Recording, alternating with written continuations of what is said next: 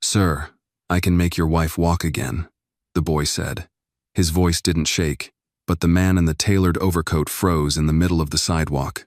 The wind swept through the parking lot of Denver's rehabilitation center, scattering dry leaves across the pavement. Mason Grant slowly turned his head.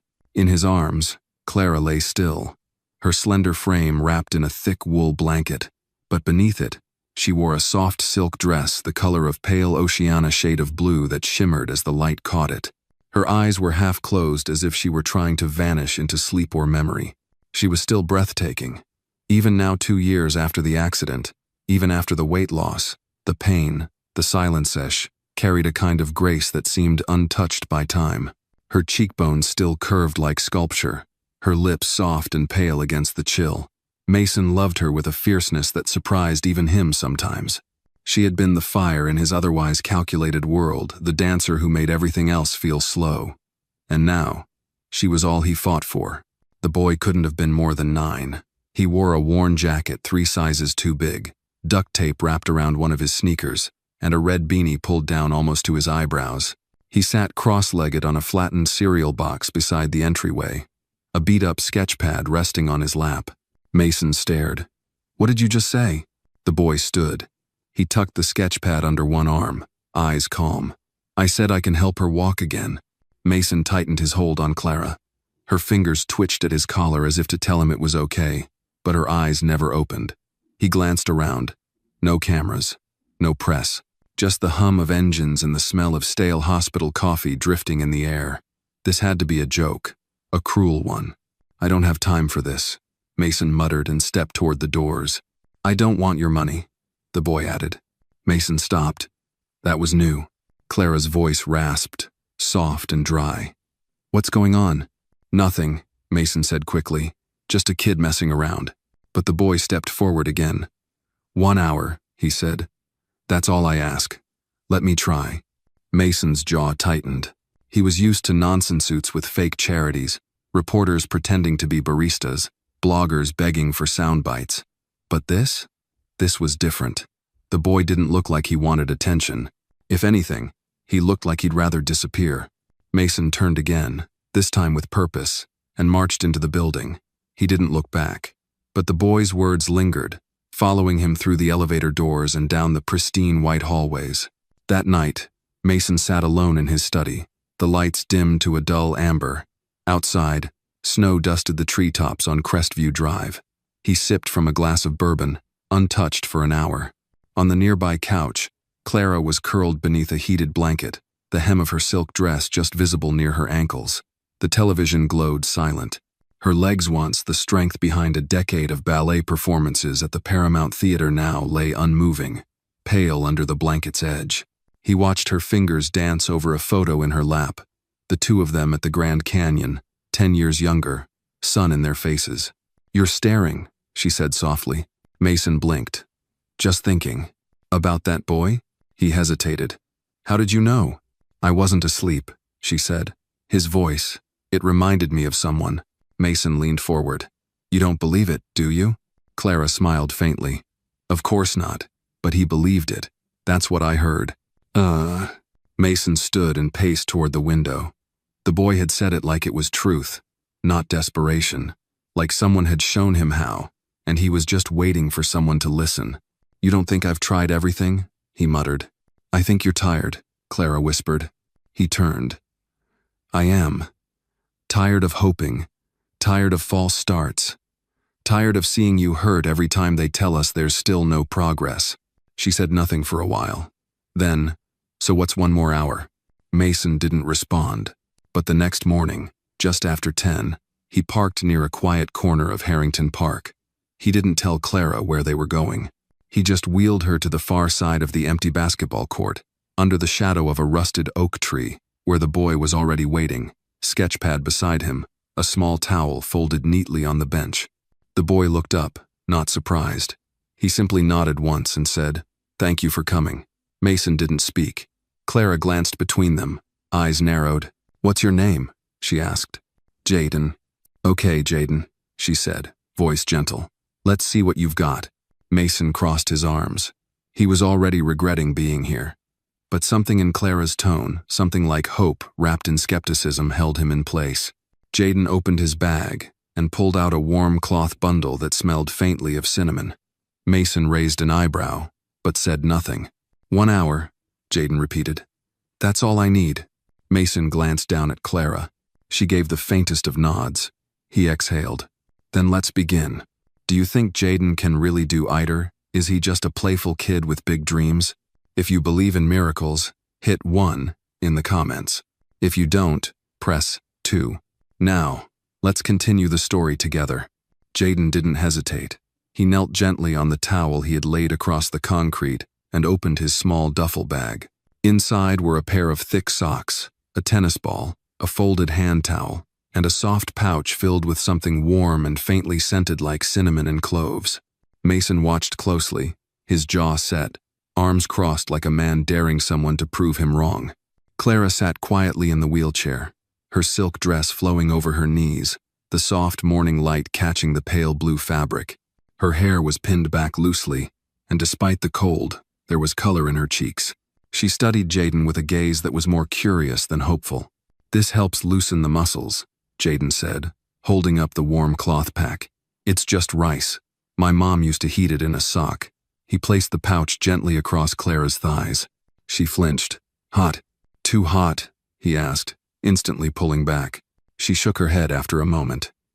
Just haven't felt warmth there in a long time. Mason's shoulders tensed. Jaden gave a slow nod. That's good. It means your body's listening.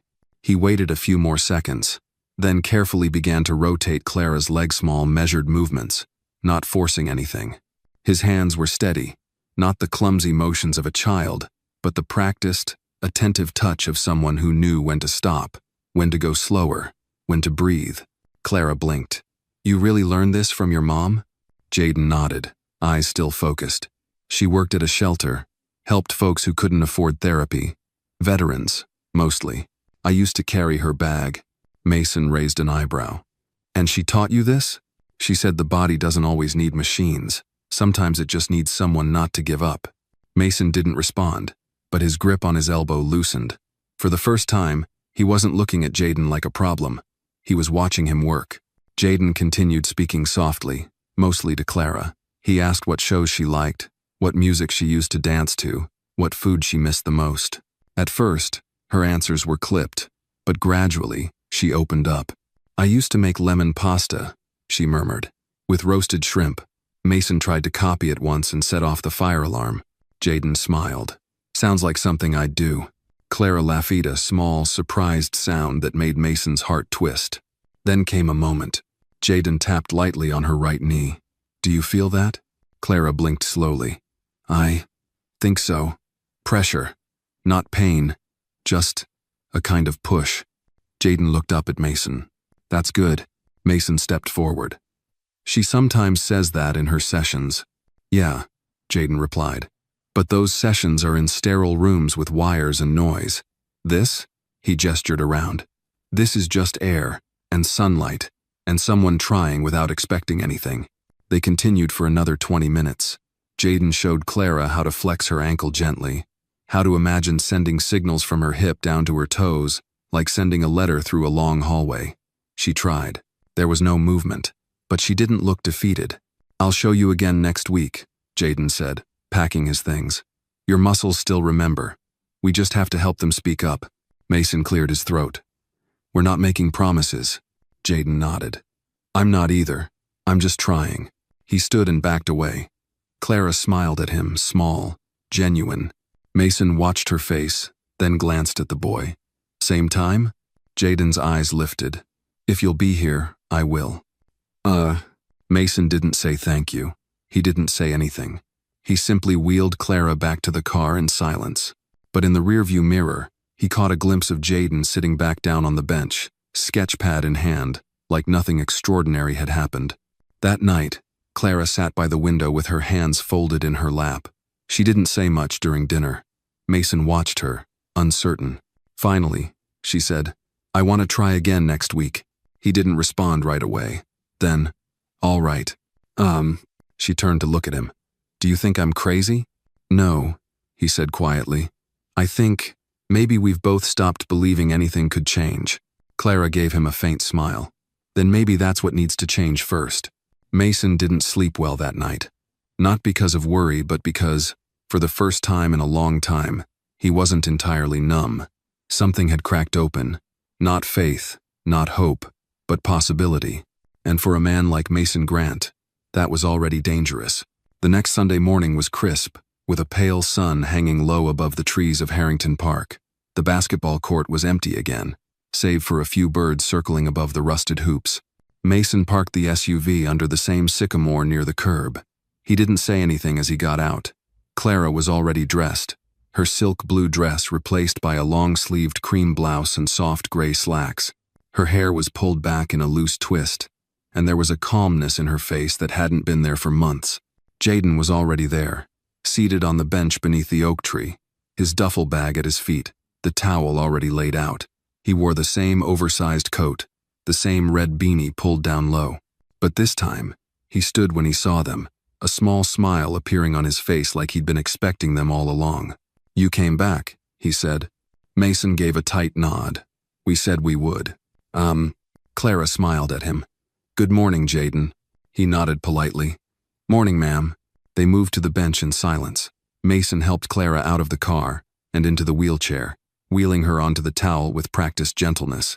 Jaden knelt again, his hands moving with quiet routine as he unpacked the same tools, the warm rice pack, the tennis ball, the towel, a small bottle of lotion. "This smells like lavender," Clara remarked as he opened the lid. "My mom used to say lavender calms the nerves," Jaden replied. "She said the body can't heal if the mind is panicking."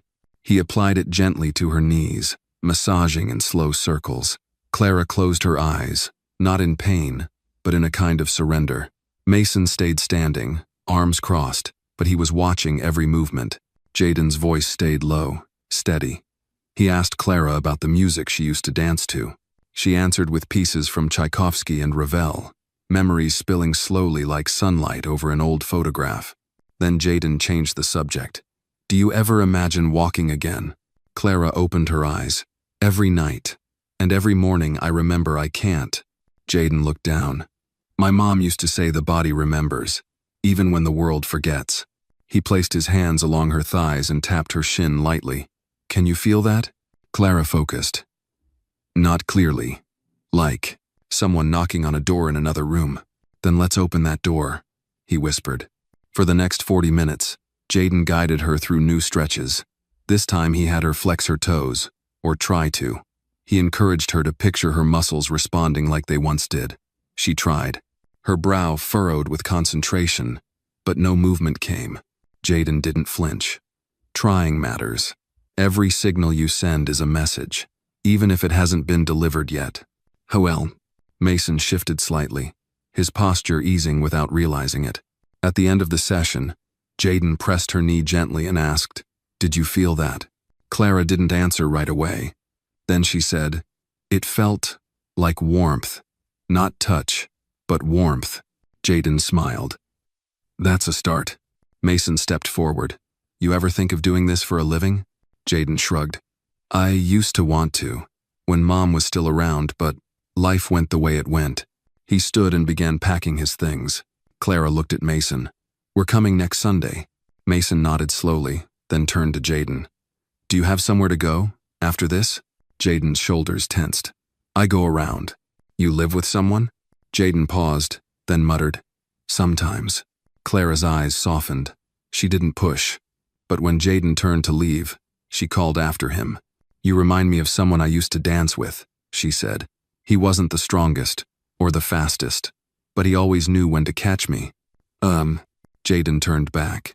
He didn't smile, but his eyes met hers for a long second.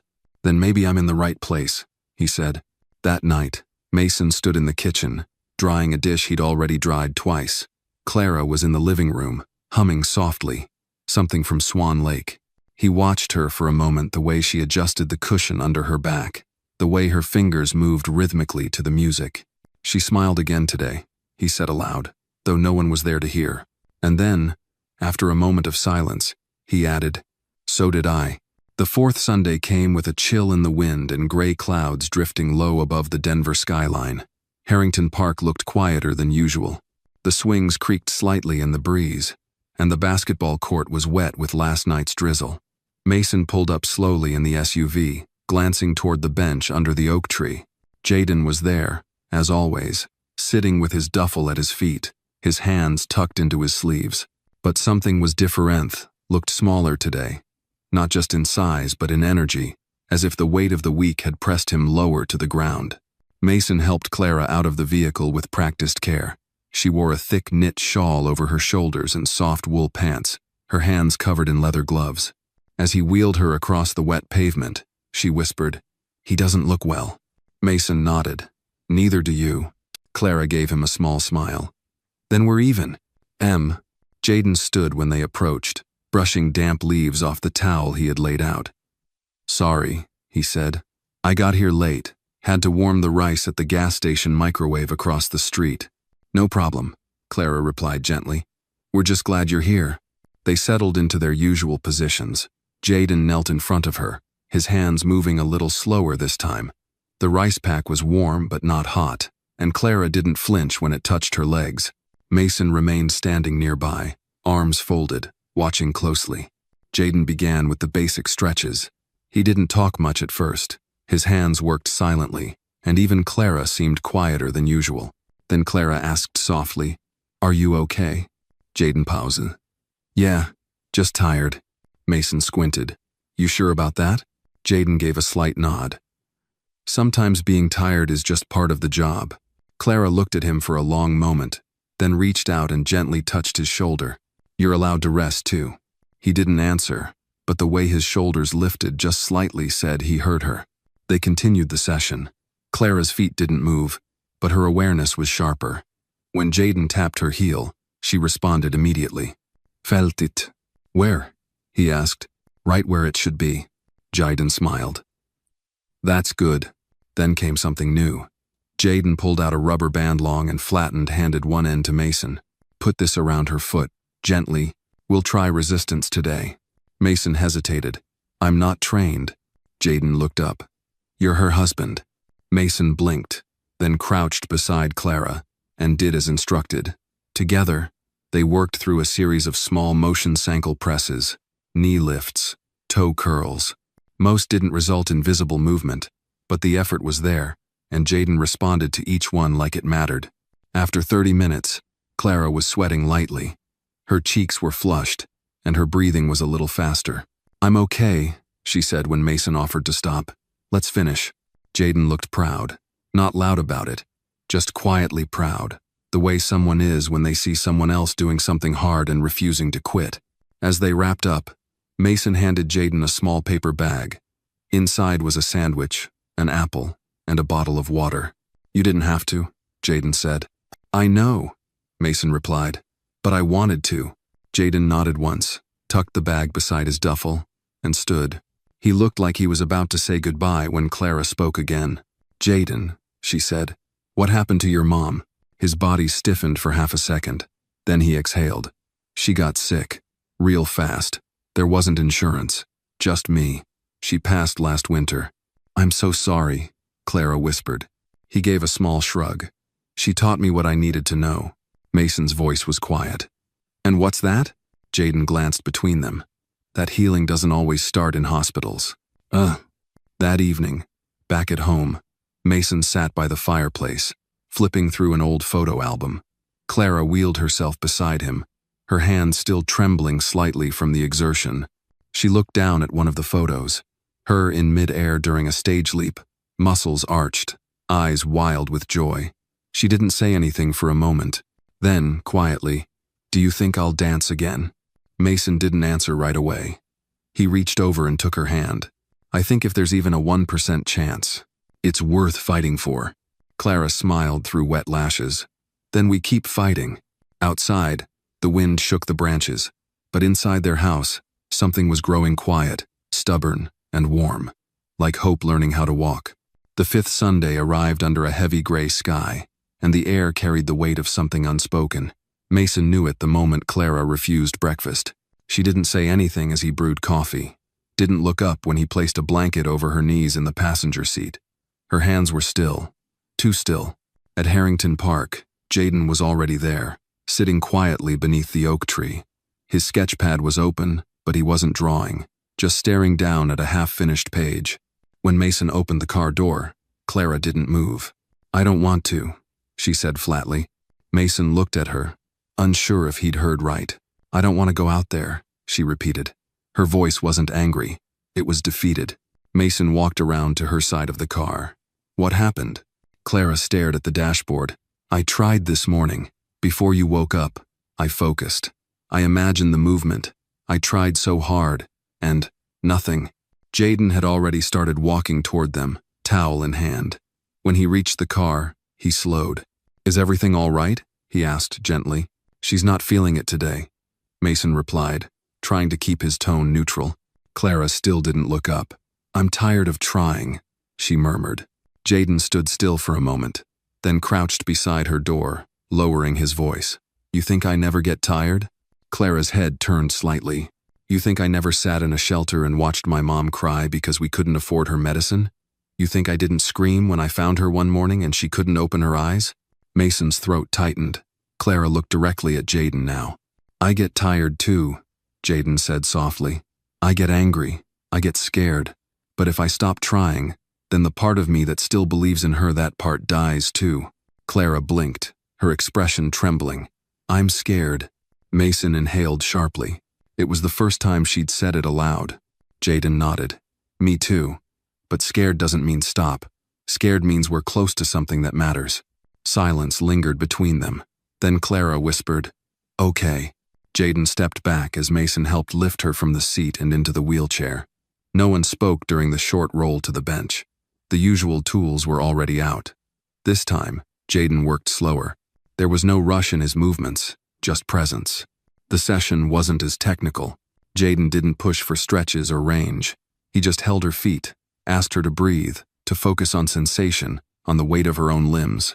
After 20 minutes, he pressed lightly on her right ankle. "Tell me what you feel."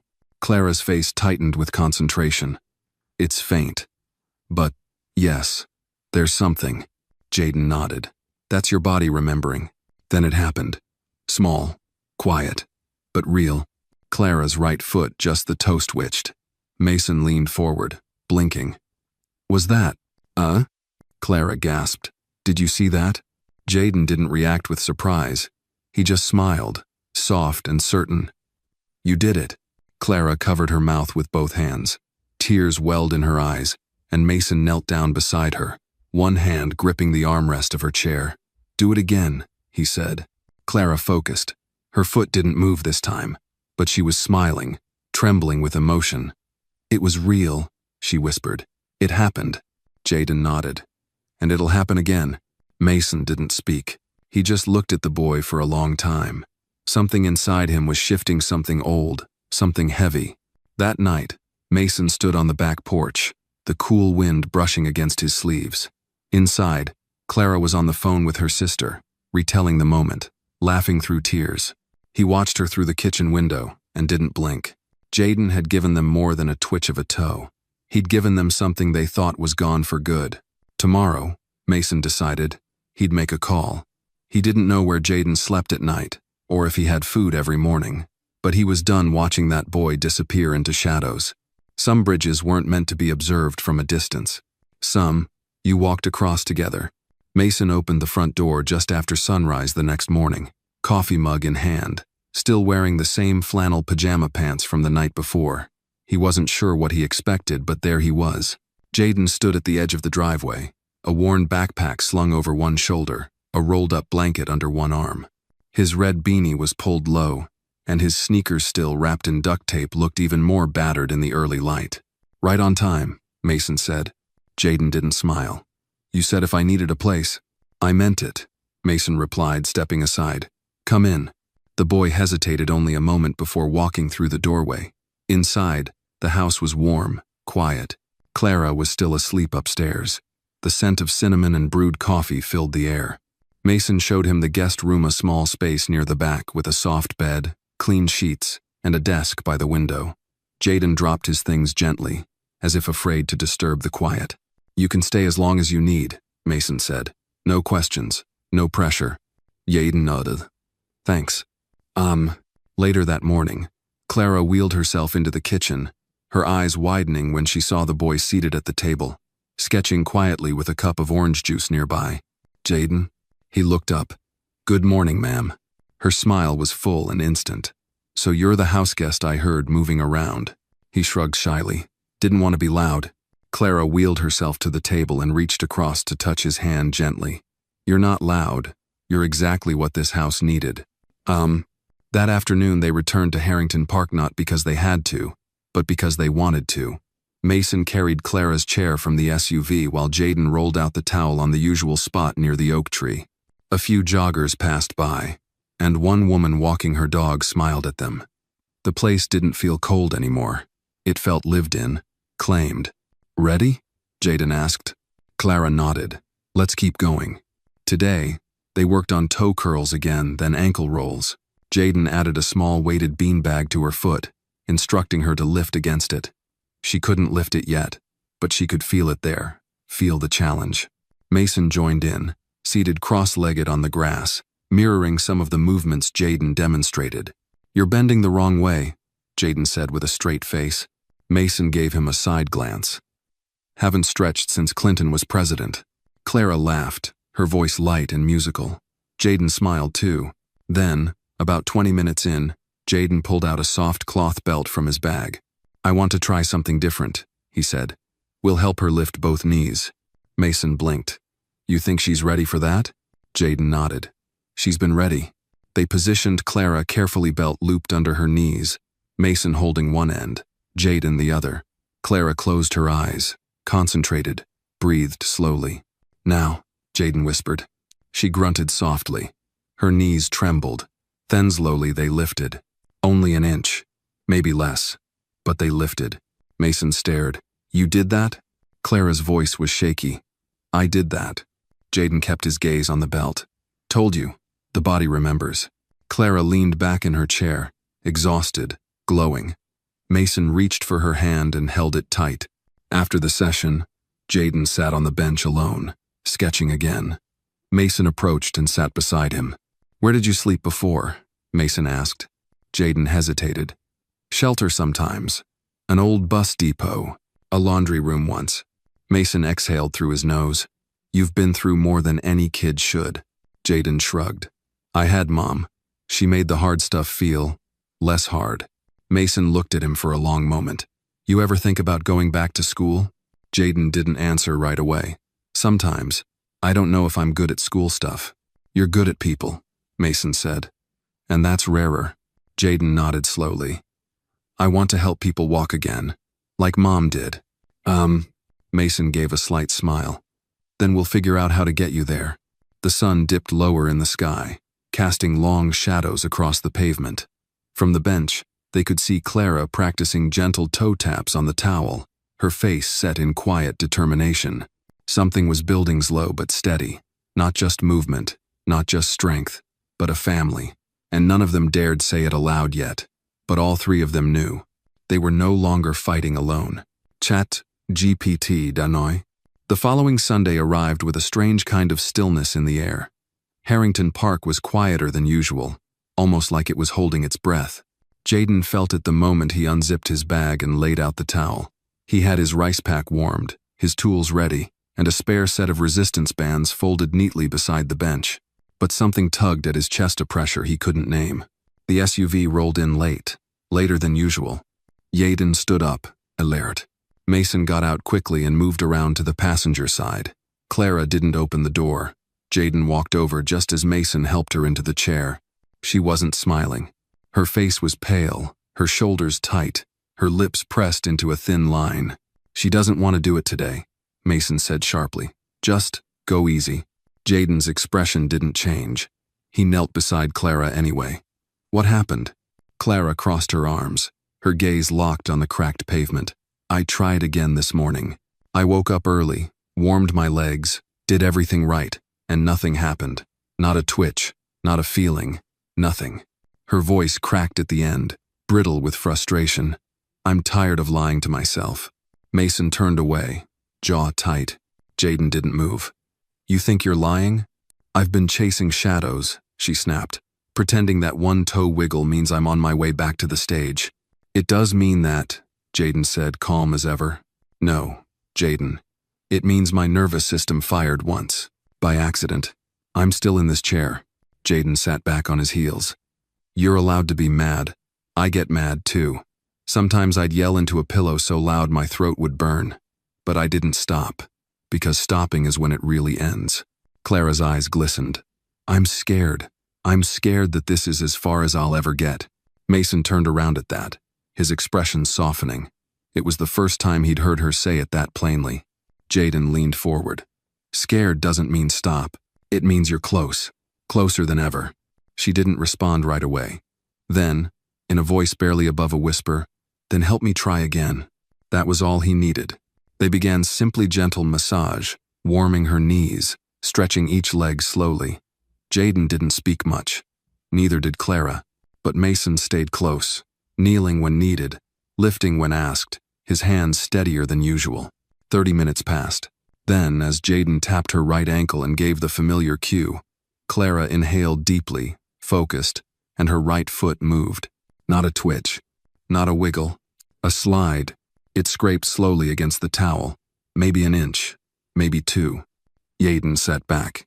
You did it. Clara's hand flew to her mouth. Oh my God! Mason dropped to his knees. Do it again. And she did. Slower this time, but with more control. Her eyes were wide, shining. Her voice trembled. I moved it. Jaden didn't say anything. He just sat back and let her feel it fully, completely. Mason put both hands on her legs, his head bowed for a moment. When he looked up, his voice cracked. We're not chasing shadows anymore. Clara laughed through tears. I needed that. Jaden finally smiled. That's what I'm here for. That night, the house didn't feel like a quiet recovery room anymore. Clara played her old records. Mason cooked pasta and actually didn't burn anything. Jaden sat at the kitchen table sketching again, this time drawing feet in motion-on frame after another, the heel lifting, the toes pointing. Later, as Mason washed the dishes, he called over his shoulder. Jaden, yeah? You ever think about dancing? Jaden paused. I've never danced in my life. Mason smirked. That might change soon. Jaden tilted his head. Why? Mason glanced toward the living room where Clara was stretching gently, humming to herself. Because she's going to need a partner someday. Jaden smiled softly and went back to drawing. In that moment, he didn't feel like a visitor, or a helper, or a boy on the edge of a world that didn't see him. He felt like he belonged. By the 8th Sunday, word had started to spread. It wasn't intentional. Clara hadn't posted anything. Mason certainly hadn't told anyone. But someone, maybe the jogger who passed by last week, or the nurse walking her dog near the park had, noticed the woman in the wheelchair lifting her foot, and they had told someone else. That Sunday, when Mason pulled up to Harrington Park, there were 2 unfamiliar families sitting on a bench nearby. One had a boy in a walker. The other, a girl recovering from a stroke, her hand curled softly against her chest. Jaden noticed them immediately. He looked at Mason, uncertain. They're not here for a show, Mason said quietly. They're here because they've heard what you can do. Jaden swallowed hard and nodded. Clara looked toward the other kids, then at Jaden. You can help them. Jaden hesitated. What about your session? Clara smiled. We've had 7 weeks. Let's give them one. Jaden looked over at the girl. She was maybe 9, dark curls and large eyes filled with nervous energy. He walked to her first, knelt down, introduced himself, asked her name Sierra, asked her what she missed most jumping rope. Her father watched with tight shoulders, holding a thermos and trying to act casual. Jaden used the same towel method, the same warm rice pack, the same gentle tone. He showed Sierra's mom how to massage behind the girl's knee, how to test for reflex with the tennis ball. Then he moved to the boy with the walker Ben, taught his parents how to use light band resistance, how to talk to him without talking down. Meanwhile, Clara watched everything from her chair, arms folded, proud and quiet. Mason stood behind her, hands in his pockets. They believe him, she said. He believes in them first, Mason replied. When Jaden finished, he returned to Clara. Sorry for missing your session. She shook her head. Jaden, you didn't miss anything. You multiplied it. He looked down. They needed it. You gave them something their doctors couldn't, she said. Hope that didn't come in a brochure. And Jaden didn't respond. But Mason saw it, the shift in his shoulders, the lift in his posture. He was stepping into something bigger than he had imagined. That evening, back at the house, Clara was on the back deck, watching the last of the autumn leaves fall. Jaden sat at the table inside, flipping through a worn community guidebook Mason had left out for him, highlighted sections on GED programs, vocational courses, health certifications. Are you serious about this? Jaden asked. Mason looked up from the stove. About helping you find a path? Yeah, dead serious. Jaden ran his fingers over the page. It's been a long time since I thought school was for me. Maybe it wasn't then, Mason said, but it is now. Jaden looked up. You think I could really become, I don't know, someone who helps people for a living? You already are, Mason said. We're just giving the world a way to see it. Just then, Clara wheeled into the room. You want to see something? They both looked up. She didn't say anything. She just parked beside the kitchen counter, braced her hands against the edge, and pushed up. Mason rushed forward instinctively, but she waved him off. I've got it, she whispered. Her legs shook. Her arms trembled, but she stood. Jaden's eyes widened, and then slow, controlled, she took one step forward. One step, then collapsed into Mason's arms, laughing, crying all at once. Jaden stood frozen, then took a shaky step toward her. Clara reached out, grabbed his hand, and squeezed it tight. You said we'd get here, she whispered. Jaden shook his head. You got here. That night, no one talked about therapy. No one talked about recovery. They ate pasta, burned the garlic bread, and turned the music too loud. Clara danced from her chair, spinning slowly with her arms raised. Mason took a picture. Jaden didn't dance, but he smiled, big and real, and that was enough. For now, it had been 9 Sundays. 9 Sundays of rice packs, of soft commands and trembling muscles, of tears that meant frustration, and others that meant triumph. 9 Sundays since a boy with duct tape sneakers had stepped out of the shadows and quietly turned a family's life upside down. But this Sunday was different. Jaden felt it before the SUV even pulled in. The air was still. The light had a golden weight to it, like the sky itself was holding its breath. Families had already gathered near the oak tree. 5 now, kids in braces, parents with folding chairs. A local pastor had even brought a box of bagels and hot chocolate. When Mason and Clara arrived, Jaden noticed something strange. Clara was sitting taller in her chair. She wasn't bundled up like she had been in weeks prior. She wore a fitted navy blouse, dark jeans, and ankle boots. No blanket, no gloves, and there was a quiet determination in her eyes. She gave Jaden a look, calm, steady. You ready? He asked. She nodded. I think we all are. Mason wheeled her to the center of the mat. Jaden knelt in front of her like he always did, hands gentle, voice low. Same as before, he said. We help you stand. You do the rest. Mason moved behind her, placed his hands gently beneath her arms. Jaden positioned her knees, guiding them carefully into place. Clara inhaled, deeply, closed her eyes. Okay, Jaden whispered. On 3. She nodded. 1, 2, 3. Mason lifted. Jaden steadied. And Clara, she stood. There was a tremble. Yes. A tight shake in her thighs. A quiver in her arms. But she was up, on her own 2 feet. The crowd quieted. Not a whisper, not a rustle, just the sound of the breeze brushing through the oak leaves above. Clara opened her eyes. I'm standing, she whispered. Jaden blinked hard. Yeah, you are. Ugh. Mason froze for a second like he couldn't breathe. Then he slowly let go. Clara stayed up. Mason stepped back, hands hovering. She didn't fall. Jaden stepped away, just a bit. You've got this. Then Clara took a step, and another. And because she was Clara, graceful, fearless, relentless, she took a third. The third step faltered. Her knees buckled, and she stumbled forward right into Mason's arms. He caught her instantly, his hands shaking as he held her, forehead pressed against hers. You did it, he whispered. You really did it. Clara laughed and cried at once. We did it. Give little Jaden a like, won't you? for never giving upon her, or on himself. Jaden stood a few feet away, unmoving, just watching. His hands were clenched at his sides, but not from fear, from awe. Clara turned to him. "You said we'd try. That was all you ever promised." Jaden gave her a small grin. "Trying's what gets you there." No one left the park quickly that afternoon. People lingered. They talked. Some hugged. Some cried. A few prayed. Jaden sat on the bench, his sketchpad untouched beside him. He didn't speak much. He never did. Later that night, Mason stood in the kitchen drying dishes while Jaden poured cereal into a bowl late-night comfort food. Clara sat nearby, her legs stretched, a pillow beneath her ankles. "You know you changed everything," Mason said, not turning around. Jaden didn't answer. Mason walked over and placed a hand on the boy's shoulder. "My wife walked today. Not because of some machine, not because of a hospital or a miracle drug. She walked because a kid with nothing kept showing up." Jaden looked up slowly. "That's what my mom would have done." Mason's throat tightened. "I wish she could have seen this." Jaden smiled faintly. "She did.